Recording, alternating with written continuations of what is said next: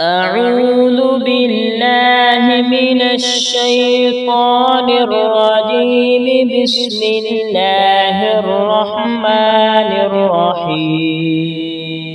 إذا زلزلت الأرض زلزالها وأخرجت الأرض أثقالها وقال الإنسان ما لها يومئذ تحدث أخبارها بأن ربك أوحى لها يومئذ يصدر الناس أشتاتا ليروا أعمالهم فمن يعمل مثقال ذرة خيرا يره ومن يعمل مثقال ذرة شرا